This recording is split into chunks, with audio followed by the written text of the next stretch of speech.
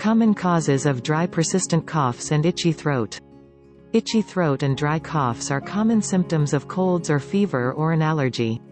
These problems can be quite inconvenient, especially when you want to have a good night's sleep. Productive coughing is said to be the body's way of removing unwanted substances like phlegm, and shouldn't be inhibited.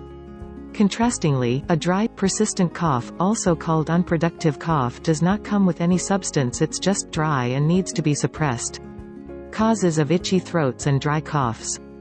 Dry coughs and itchy throats can be the symptoms of colds or flu, however, they can be the result of some other underlying health conditions. The following are some of the other common causes of itchy throats and dry coughs. Bacterial and viral infections like tonsillitis or bronchitis. Heartburn. Smoking. Air pollution. Hay fever. The side effect of some other medications.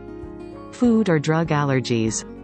Please check our channel for effective home remedies for dry coughs. Don't forget to hit the subscribe button.